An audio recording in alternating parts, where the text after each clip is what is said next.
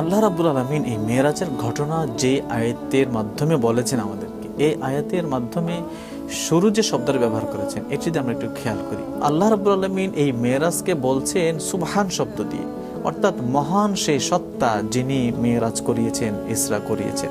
তো আল্লাহ যে ঘটনাকে মহানত্ব ব্যবহার করে শুরু করছেন, সেই ঘটনাটি তো স্বপ্নযোগ্য হতে পারে না। এটি প্রথম কথা। এটি সশরীরের হয়েছে এবং কারো জীবনে সংঘটিত হয়নি বিধায় এটি বর্ণনা শুরুর আগে আল্লাহ তার সুবহান শব্দ ব্যবহার করছেন, আশ্চর্য বা মহানত্বের কথা দিয়ে শুরু করছেন ঘটনাটি। এটি এক নম্বর।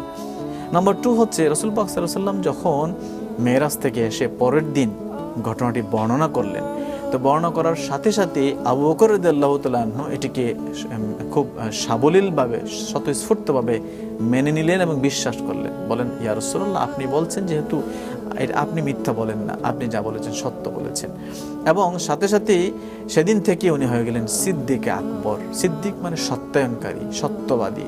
তাহলে স্বপ্নযুগের যে একটি অস্বাভাবিক ঘটনা তো হতেই পারে, এটি বিশ্বাস করার ফলে কাউকে সিদ্দিক উপাধিত হতে পারে না, বরং সশরীরে যেটি অসম্ভব ব্যাপার সেটি বিশ্বাস করার মাধ্যমেই একজন সাহাবীর অন্য সমস্ত উপাধিকে ছাপিয়ে সিদ্দিক উপাধিটা সামনে আসাটা প্রমাণ করে যে এটি আসলে স্বপ্নযোগে হয়নি, বরং 7 আসমান ভ্রমণটা সশরীরে হয়েছে বিদায় এটি বিশ্বাসকারীকে সিদ্দিক উপাধি দেওয়া হয়েছে।